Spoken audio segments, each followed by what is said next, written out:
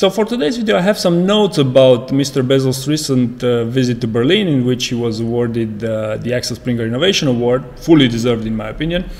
And since it's not every day that the richest man in the world visits Europe, some 800 of his own employees decided to set up a protest by gathering from all over Italy, Poland and Germany to protest against things such as pay, working conditions and the lack of unions. Now, the event was mainly covered by Business Insider Deutschland, so there isn't a whole lot of information available in English, and I should also note that Axel Springer owns a majority in Business Insider, also that Jeff Bezos is an investor as well in Business Insider. So after accepting the award, Mrs. Bezos also made an interview, a 40 minutes long interview, into which he accepted questions from Mr. Döpfner, which is Axel Springer's CEO. And since the protests were taking place just outside the building, they had to address them in some way. And here is what Mr. Bezos had to say. I am very proud of our working conditions and I am very proud of the wages that we pay. In Germany, we employ 16,000 people and we pay at the high range of any comparable work. We have work councils, of course we have very good communications with our employees, so we don't believe we need a union to be an intermediary between our employees.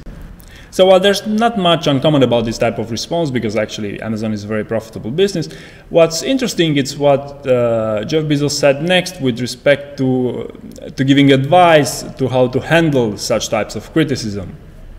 When you're criticized, first look in the mirror and decide, are your critics right? If they are right, change. If they are not, then don't change.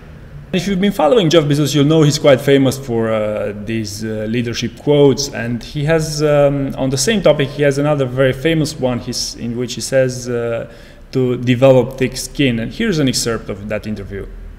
The old saying that sometimes, I think it's attributed to Confucius, who knows if it's really Confucius or not, but seek revenge and you should dig 2 graves, one for yourself, and